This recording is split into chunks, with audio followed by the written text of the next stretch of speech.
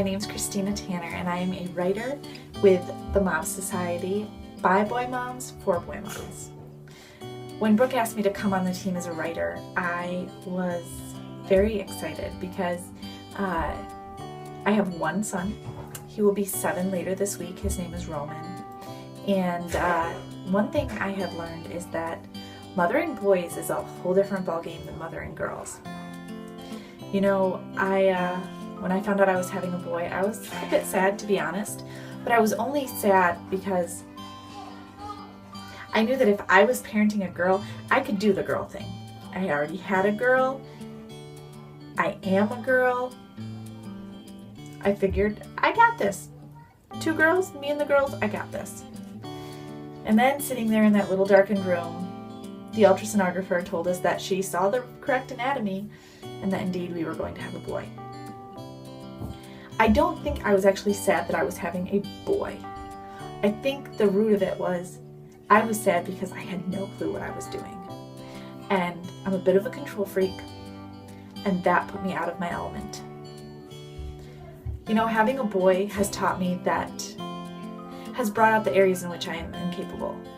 Now, I still have questions about parenting my girls, don't get me wrong, but I look at some of the things my son does, and I am perplexed at what would ever, stuff that he does would never even cross my mind to think of doing. And yet he pulls it off. Like, how could I have never thought of this? Parenting boys is different. Parenting boys can be difficult. And that's why Moms Society exists. Moms Society exists to bring hope and encouragement to moms who aren't sure what they're doing, who need someone to just come alongside and say, I've been there too.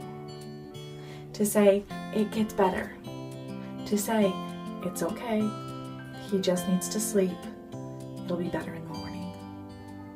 Sometimes I just need a reminder that he has to stop eating sometime, and that railings can be put back into the wall, or that blinds can be fixed, or that windows can be mended.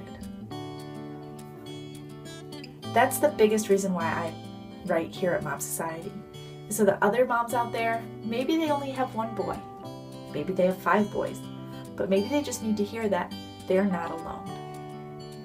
You know, there's one single mother in the Bible that I love her story. Her name's Hagar, and her son's name is Ishmael. She got pregnant for Ishmael out of wedlock because she was Abraham's servant. Abraham's wife told her to go in with the intent of getting pregnant and in turn providing an heir for Abraham that way.